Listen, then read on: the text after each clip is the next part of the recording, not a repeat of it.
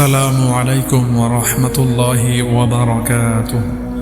সম্মানিত দিনী ভাই ও বোনেরা, আজকে আমরা জানব ঈমান বাড়ে বা কমে কিভাবে। ঈমান বৃদ্ধি পায় অর্থাৎ ঈমানের নূর পয়দা হয় এবং ঈমান মজবুত হয়। যেসব পন্থা অবলম্বন করলে ঈমান বৃদ্ধি পায় বা মজবুত হয় তা হলো: 1. ঈমানের আলোচনা দ্বারা। 2. ঈমানদারদের সহবত বা সাহচর্য দ্বারা। 3. আমল দ্বারা, ঈমানের শাখাগুলোর উপর আমল করা দ্বারা। পক্ষান্তরে ঈমান দুর্বল হয়ে যায় এবং ঈমানের নূর কমে যায়, এমনকি কখনো কখনো ঈমান নষ্ট হয়ে যায় নিম্নোক্ত কারণে: 1. কুফর দ্বারা। 2. শিরক দ্বারা। 3. বিদআত দ্বারা। 4.